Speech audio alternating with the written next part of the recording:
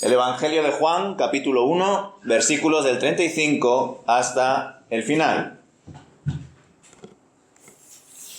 Al día siguiente, Juan estaba otra vez allí con dos de sus discípulos. Al pasar Jesús, Juan lo miró y declaró: «Miren, ahí está el Cordero de Dios». Cuando los dos discípulos de Juan lo oyeron, siguieron a Jesús. Jesús miró a su alrededor y vio que ellos lo seguían. «¿Qué quieren?», les preguntó. Ellos contestaron: «Rabí», que significa maestro, «¿dónde te hospedas?». «Vengan y vean», les dijo. Eran como las 4 de la tarde cuando lo acompañaron al lugar donde se hospedaba y se quedaron el resto del día con él. Andrés, hermano de Simón Pedro, era uno de estos hombres que, al oír lo que Juan dijo, siguieron a Jesús. Andrés fue a buscar a su hermano Simón y le dijo: «Hemos encontrado al Mesías», que significa Cristo. Luego Andrés llevó a Simón para que conociera a Jesús. Jesús miró fijamente a Simón y le dijo: «Tu nombre es Simón, hijo de Juan, pero te llamarás Cefas», que significa Pedro. Al día siguiente, Jesús decidió ir a Galilea. Encontró a Felipe y le dijo: «Ven y sígueme». Felipe era de Betsaida, el pueblo natal de Andrés y Pedro. Felipe fue a buscar a Natanael y le dijo: «Hemos encontrado a aquel de quien Moisés y los profetas escribieron. Se llama Jesús, el hijo de José, de Nazaret». «¿Nazaret?», exclamó Natanael. «¿Acaso puede salir algo bueno de Nazaret?». «Ven y compruébalo tú mismo», le respondió Felipe. Mientras ellos se acercaban, Jesús dijo: «Aquí viene un verdadero hijo de Israel, un hombre totalmente íntegro». «¿Cómo es que me conoces?», le preguntó Natanael. «Pude verte debajo de la higuera antes de que Felipe te encontrara», contestó Jesús. Entonces Natanael exclamó: «Rabí, tú eres el Hijo de Dios, el Rey de Israel». Jesús le preguntó: «¿Crees esto solo porque te dije que te había visto debajo de la higuera? Verás cosas más grandes que esta». Y agregó: «Les digo la verdad, todos ustedes verán el cielo abierto y a los ángeles de Dios subiendo y bajando sobre el Hijo del Hombre, quien es la escalera entre el cielo y la tierra». Hasta aquí, hermanos, la palabra del Señor. En estos versículos contemplamos cómo el autor documenta otra intervención de su maestro, el Bautista. En esta ocasión de forma muy breve, para enlazarlo directamente con el relato de los primeros discípulos que siguieron a Jesús. Según lo escrito, el profeta Juan continuaba predicando al otro lado del Jordán y al ver a Jesús pasar por ahí vuelve a declarar lo que analizamos con más detenimiento el domingo pasado, que Jesús es el Cordero de Dios. Y en ese instante, dos de los discípulos de Juan, al escuchar estas palabras de su maestro, deciden seguir a Jesús. Hecho que posiblemente nos puede llevar a formularnos la siguiente pregunta: ¿estos discípulos del Bautista no habían escuchado anteriormente ya esta declaración? Pues Juan ya había dicho en otro momento que Jesús es el Cordero de Dios. ¿Quién sabe, verdad? Quizá sí, o quizá en ese momento en el que Juan anunció anteriormente que Jesús era el Cordero de Dios, pues se encontrarían trabajando, quizá pescando, quién sabe. Ahora bien, ¿estos dos discípulos fueron testigos del bautismo de Jesús? Probablemente sí, ya que era uno de los requisitos que luego expuso Pedro a los apóstoles cuando estaban considerando a un sucesor de Judas Iscariote, ¿recordáis? Uno de los puntos a considerar era que el nuevo apóstol debía ser testigo de Jesús desde el bautismo hasta su ascensión. No obstante, es posible que estos dos discípulos no hayan sido testigos de cómo descendió el Espíritu Santo sobre Jesús, ni tampoco de la voz del que afirmó: «Tú eres mi Hijo, en ti hallo mi complacencia». Que solo el Bautista haya sido testigo de la señal del Espíritu y de la voz del cielo tiene concordancia con el hecho de que, pasado un tiempo, tras escuchar la declaración de que Jesús es el Cordero de Dios, recién estos dos discípulos hayan decidido seguirle, pues antes no eran conscientes todavía de quién era Jesús exactamente. Y en verdad, ya sabemos que lo irán aprendiendo poco a poco, como nosotros, que por más años que tengamos en el Señor, todavía hay muchas cosas que debemos conocer de Él. Jesús, al ver que estos dos discípulos le seguían, les preguntó: ¿qué buscáis? Y al ver que ellos querían seguirle y estar con él, les dijo dónde moraba, y se quedaron con él hasta el día siguiente. No me imagino qué interesantes conversaciones habrán tenido estos dos discípulos con él. Pero el autor no vio necesario dar detalles sobre ello. Y digo esto también porque varios lectores consideran que uno de estos dos discípulos era Juan, el apóstol. Y el otro, por la información de los siguientes versículos, sabemos que es Andrés, el hermano de Simón Pedro. Así que bien pudo contarnos más el autor de este evangelio, pero ya recordaréis lo último que escribió Juan en este libro.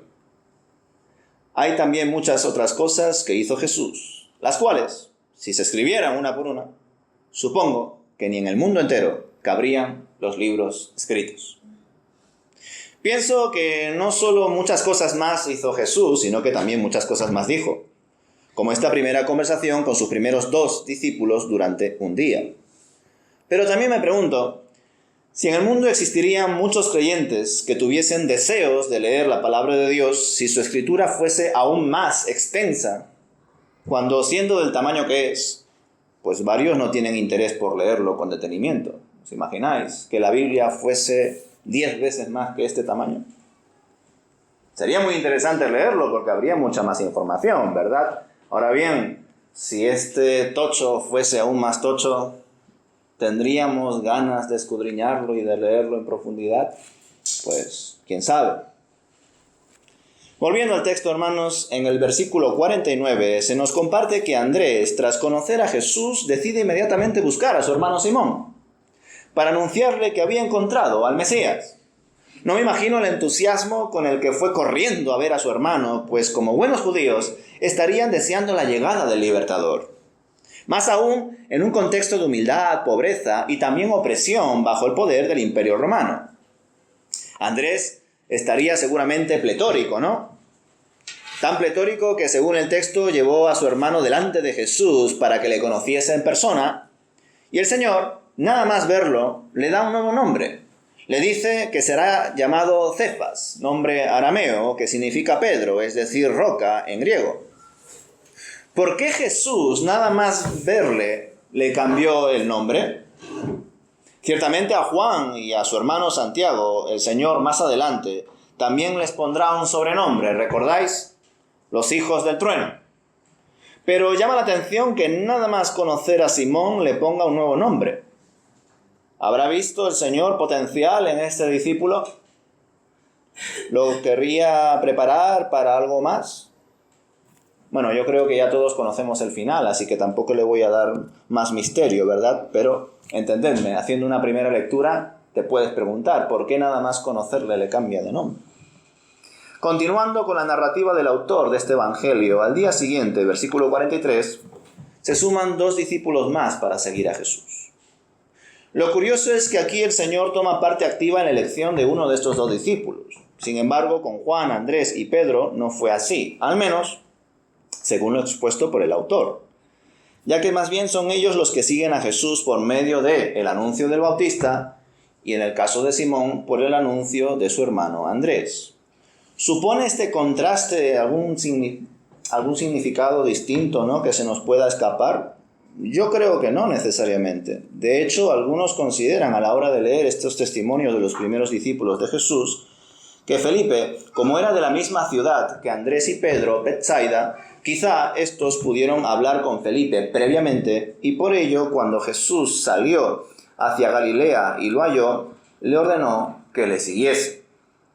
A mí me da la sensación de que el propio Jesús decide llamarlo sin intermediarios, al igual que sucedió con Mateo, por ejemplo. Pero quién sabe, lo importante, desde luego, es que le siguió y que al final, o mejor dicho, que al igual que Andrés, fue inmediatamente a compartirle la buena noticia, en este caso no a un familiar, sino a un amigo, llamado Natanael. Desde luego lo que le comparte Felipe a Natanael en el versículo 45 es de destacar por cuanto muestra la expectativa judía que poseían ambos. Felipe le comunica que habían hallado a aquel de quien escribió Moisés en la ley y también de los profetas, a Jesús, hijo de José, el de Nazaret.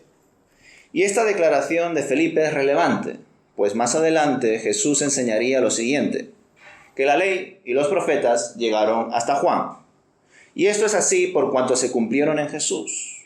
De ahí que el propio Jesús dijese en Mateo capítulo 5, versículo 17, «No malinterpreten la razón por la cual he venido. No vine para abolir la ley de Moisés o los escritos de los profetas. Al contrario, vine para cumplir sus propósitos». Por lo tanto, en Cristo se cumple la ley y los profetas, pues la ley y los profetas apuntaban a Él. Ahora bien, parece ser que Natanael, al escuchar las palabras de Felipe, se mostró algo reticente, pues no concebía que el Mesías viniese de Nazaret, y no necesariamente porque tuviese presente la profecía de que el enviado de Dios nacería en Belén. Algunos comentaristas sugieren esto, pero yo personalmente no creo que haya sido por eso, sino porque no creía que pudiese venir algo bueno de una ciudad con tanta mala fama como Nazaret, y menos aún el libertador. Por ello, Felipe también lo invita a que venga a conocer en persona al Maestro, tal y como lo hizo Andrés con su hermano Simón, que también le invitó a que le conociese en persona, y así lo hizo. Estando ya Natanael delante de él, el Señor le dice: «He aquí un verdadero israelita, en quien no hay engaño». Declaración que seguramente buscaba resaltar lo celoso que sería Natanael de la ley y las tradiciones judías. Y ante estas palabras, Natanael le pregunta confundido que de qué le conocía. Y Jesús le revela que ya lo tenía presente en su mente desde antes que le llamase Felipe, pues le vio estando debajo de una higuera. Ante estas palabras, Natanael le habla con reverencia, le dice Rabí, que traducido es maestro, y le reconoce como el Hijo de Dios y también como el Rey de Israel. Tremendas declaraciones de fe, ¿verdad? Casi equivalentes a la confesión de Pedro más adelante, diciendo que Jesús es el Cristo, el Hijo del Dios viviente. No obstante, a estas alturas de la historia, lo relevante es considerar lo que le contesta Jesús en esta última interacción con los primeros discípulos, según lo expuesto por este Evangelio. No sin antes aclarar brevemente que este discípulo llamado Natanael solo sale en el Evangelio de Juan. Es decir, solo se le menciona con ese nombre en este escrito, así que probablemente su otro nombre sería Bartolomé, pues así se documenta en los otros evangelios, acompañando este nombre, el de Bartolomé, con el nombre de Felipe, discípulo que según Juan le dio primero el testimonio de Jesús. Más adelante veremos también que Natanael es originario de Caná de Galilea, concretamente en Juan capítulo 21, versículo 2. Pero no sabemos si en este momento en el cual está pues aquí recogiendo los datos el autor, se encontraría Natanael por allí, o mejor aún en Betsaida o alrededores. Volviendo a la conversación, hermanos, entre Jesús y Natanael, el Señor le contesta con tono de exhortación, que no debería sorprenderse porque él le haya visto cuando estaba en la higuera, pues cosas mayores verá, y también el resto de discípulos. Le dice en el versículo 51, de cierto os digo, veréis el cielo abierto, y a los ángeles de Dios que ascienden y descienden sobre el Hijo del Hombre». ¿A qué acontecimiento se está haciendo referencia con estas palabras? ¿Qué significado tendría para ellos que Jesús se identificase como el Hijo del Hombre? Estas palabras del Señor hacen referencia al sueño que tuvo Jacob cuando se encontraba de camino a Harán, según Génesis capítulo 28, versículo 12. ¿Quién es Jesús en este sueño? Pues parece ser que la escalera. De hecho, la Nueva Traducción Viviente se toma la libertad de hacer esta interpretación en su traducción del versículo 51. Pero en verdad esto no es tanto una referencia al sueño de Jacob, sino más bien un importante apunte hacia lo que sucederá en el fin de los tiempos, y que los discípulos de Jesús estarán presentes por su gracia, y entiendo que todo aquel que cree en Jesús también lo estará. Por supuesto, la declaración de Jesús a Natanael, y se entiende también que a los demás discípulos, por cuanto en el versículo 51 se usa la segunda persona del plural, sobre que verán cosas mayores, puede hacer referencia también a los diferentes milagros que podrán contemplar, pero sobre todo al acontecimiento de la segunda venida de Cristo. Jesús se autoidentifica como el Hijo del Hombre, y hay diferentes ejemplos de ello en los Evangelios y también, por supuesto, en el de Juan, como por ejemplo Juan capítulo 5, versículos del 26 al 29. que dice: porque como el Padre tiene vida en sí mismo, así también dio al Hijo a tener vida en sí mismo, y le dio autoridad para hacer juicio, por cuanto es el Hijo del Hombre. No os maravilléis de esto, pues llega la hora en que todos los que yacen en los sepulcros oirán su voz, y los que hicieron lo bueno saldrán a resurrección de vida, pero los que practicaron lo malo a resurrección de juicio. En un comentario ilustrado acerca de estos versículos, leí una interpretación interesante. Decía que existían diferentes formas en las que interactuó Jesús con estos primeros discípulos. A Andrés y probablemente a Juan les mostró su humildad, acogiéndolos donde Jesús vivía. A Pedro le mostró su capacidad para cambiar el carácter de sus seguidores, cambiándole el nombre nada más conocerlo. A Felipe le mostró su autoridad, mandándole directamente que le siga. Y a Natanael le mostró su omnisciencia al revelarle que le había visto desde el momento que estuvo en la higuera. La verdad que es una forma interesante de verlo y sistematizarlo. Más que nada porque en el caso de Simón Pedro me llama mucho la atención pues que le haya cambiado el nombre, ¿no? ¿Por qué lo hizo?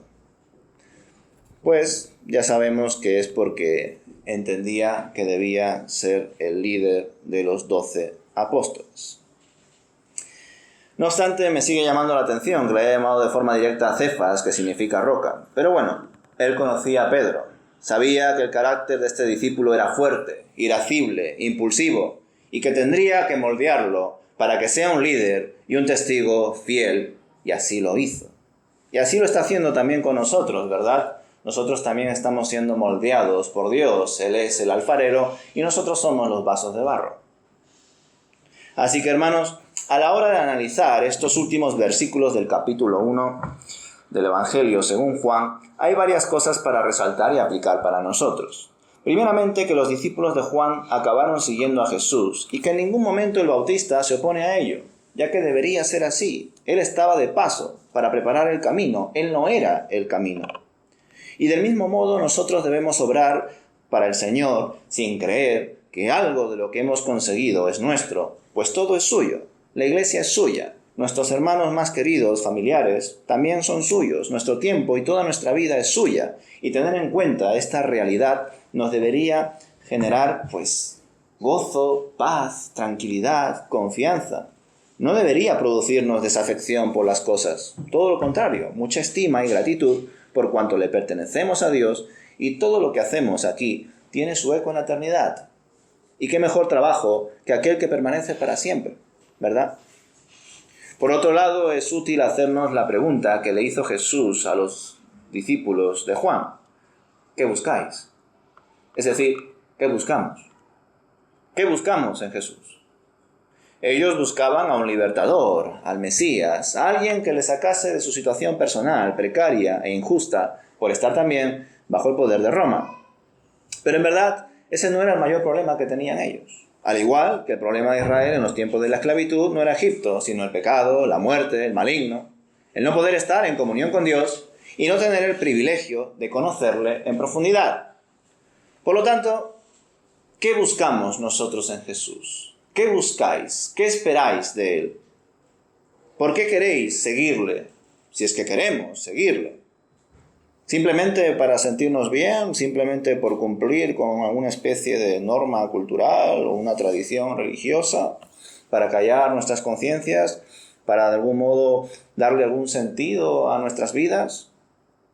¿No será más bien que debemos comprender que solo en Él la vida tiene propósito, que solo Él es el fin de nuestra existencia, nuestra razón de ser, y que por tanto lo que buscamos del Hijo es conocer al Padre, y que en esto consiste la vida eterna, en conocer a Dios? Que eso es lo más grande que podemos hacer. A modo de aplicación deberíamos quedarnos también con el testimonio de Andrés. Cómo en el mismo momento que encontró al Mesías, fue corriendo a ver a su hermano para anunciarle que lo había encontrado. Y gracias a ello Pedro fue a donde Jesús a conocerle. ¿Os acordáis vosotros cuando conocisteis a Dios? ¿Cuando creísteis en Él? No cuando teníais una idea de que Dios existe o de que Dios está ahí o que te enseñan que hay un Dios. No, cuando se volvió en algo personal. Cuando vuestro corazón cambió. Cuando en algunos casos Dios era como vuestro abuelo, pero pasó a ser vuestro padre. O en otros casos, Dios pasó de no existir a ser la única razón de vuestra existencia. ¿Os acordáis de ese momento? Ciertamente, a aquellos que han nacido en familias y entornos cristianos, les resulta difícil ver con nitidez ese cambio, esa conversión. Pero la clave, hermanos, está en nuestro interior, en cómo pasamos de muerte a vida, en cómo dejamos atrás ese ridículo objetivo de querer ser alguien en la vida por nuestros propios méritos. Cuando de nada vale cualquier meta que nos pongamos y luego no existe una trascendencia de esta existencia que todos conocemos. Es decir, si la vida solo fuese este momento, esto que hay aquí, pues qué mal, ¿no? Meramente del polvo venimos y al polvo vamos. Qué absurdo, hermanos. Comamos y bebamos, como diría Pablo, porque mañana moriremos. Sí, claro, trabajemos, viajemos, disfrutemos, experimentemos, lo que cada uno quiera a su antojo, pues luego no hay nada y no venimos de ningún sitio tampoco. Entonces, vanidad de vanidades, todo es vanidad. Pero no, hermanos, no es así. La vida tiene un propósito, por cuanto la vida es Dios. Y el propósito lo da Él también. La pregunta es si lo creemos así de verdad. Me acuerdo, por ejemplo, cuando mi compañero Jesús Fray Díaz y yo fuimos transformados por Dios, que al igual que Andrés, el hermano de Simón, o Felipe, con su amigo Natanael, pues nosotros estábamos entusiasmados por compartir de Dios a todo aquel que podamos, empezando también por nuestra familia, claro está, pero a todos. Y además teníamos muchas ganas de conocer de Él. Devorábamos la Biblia y como no conocíamos otra iglesia cristiana salvo la católica, pues íbamos casi todos los días a la parroquia de nuestro barrio a escuchar la misa. Y en varias ocasiones nos quedábamos charlando con el sacerdote sobre muchas preguntas provocadas por nuestros estudios bíblicos. Y poco a poco, al no encontrar relación entre lo que la Biblia enseñaba y lo que la iglesia católica practicaba, conocimos una iglesia evangélica y decidimos estudiar teología. Pues pensábamos, si Dios existe, si Jesús es nuestro Señor y Salvador, ¿cómo no querer conocerle? ¿Cómo no desear servirle? Y claro que se le puede conocer y servir estudiando y trabajando en otras disciplinas y oficios. Pero nuestra sed de Dios, hermanos, era tan grande que dejamos atrás la carrera de filosofía, amistades, malos hábitos y empezamos a estudiar teología. Y ahora, gracias a Dios, porque la gloria solo es de Él, pues tenemos el privilegio de servirle al Señor como pastores. Pero sobre todo, tenemos el regalo de ser hijos de Dios. Pues eso es lo más importante, hermanos, ser del Señor, buscar de Él, desearle a Él. Lo demás ya vendrá por añadidura. Y aún en los tiempos difíciles, en las manos de Dios estamos. Al igual que vosotros, que sois ovejas de Dios, la iglesia de Dios, el cuerpo de Cristo, vosotros también estáis en las manos del Señor, si creéis en vuestro corazón que Él es el que es, vuestro Redentor, el que vive por siempre y para siempre. Así que, hermanos, os invito a que si alguno ha perdido el norte, si alguno se ha quedado sin batería y tiene poco entusiasmo por esta nueva vida que tenemos en Cristo Jesús, que vuelva al camino, que no deje a un lado su primer amor. Pues nuestro primer amor es Jesucristo. Él es el que nos ha amado primero y gracias a Él nosotros podemos amar, ya que Él es amor. Por eso es nuestro primer amor. Porque cuando recién nos convertimos, cuando nuestro corazón es transformado, ahí por fin podemos amar. Antes no. Sí, hay otros tipos de amor, pero no el amor de Dios, ese amor que trasciende incluso lo que nosotros podemos comprender, hermanos. Desde luego, cada uno tendrá una historia de amor diferente con Dios. Cada uno se habrá enamorado de Él de una forma u otra. Y eso no es lo relevante. Lo importante es que Dios te ama. y que tú debes amarle por encima de todas las cosas y seguirle hasta las últimas consecuencias. Pues como dice otra breve canción, ¿verdad? Mirad cuál amor nos ha dado el Padre al hacernos hijos de Dios, para ser llamados hijos de Dios. Y por cuanto hemos sido llamados por Él para ser como su Hijo, pues atendamos a ese llamado. Busquemos de Él con todo nuestro ser. Devoremos su palabra y sobre todo pongámosla en práctica. Pues de esa manera, hermanos, no solamente seremos oidores o lectores de su palabra, sino también hacedores de ella, hermanos. En esta semana vi una referencia muy interesante, muy práctica, sobre el ejercicio y cómo pues diferentes personas a la hora de ir al gimnasio y pues bueno, tener unos objetivos, unos planes, etcétera. Se observa que no todos progresan de la misma manera, aun cuando la mayoría de ellos suelen hacer las mismas horas, tienen un mismo calendario, hasta incluso tienen un mismo entrenador. Y se observa que no todos mejoran, progresan en su salud, en su musculatura, en bajar de peso, en el objetivo que tenga cada uno, del mismo modo. Claro, por supuesto que habría que considerar también la genética, habría que considerar si a largo plazo hay una motivación, hay una disciplina al respecto. Pero me gustó mucho la reflexión, el trasfondo que había detrás, porque uno de ellos decía que él iba al gimnasio para hacer ejercicio, ponerse más fuerte, gastar calorías, pero luego, cuando salía del gimnasio, se olvidaba de ello y seguía con su vida. Es más, hasta incluso decía, como he quemado tantas calorías y he hecho 1 hora de ejercicio, ahora sí me puedo permitir pues un croissant, una bollería de aquí o de allá, porque claro, ya he hecho mi ejercicio, ¿no? Sin embargo, el otro comentaba que cuando él iba al gimnasio se concentraba en hacer el ejercicio que se le había establecido en su plan, pero cuando salía del gimnasio, el gimnasio seguía en él. Es decir, la idea de cuidarse, de saber qué cosas tiene que comer y qué cosas no, incluso qué hábitos debe realizar en medio de la vida cotidiana, quizá en vez de coger el coche tanto, pues de vez en cuando caminar un poco, no pasa nada, etcétera, etcétera, etcétera. Y me gustó mucho, hermanos, porque si lo pensáis, todos tenemos el mismo libro, desde luego hay muchas traducciones, pero todos tenemos la misma Biblia en general. Pero sin embargo, todos espiritualmente no estamos igual de fuertes, igual de disciplinados, ¿verdad?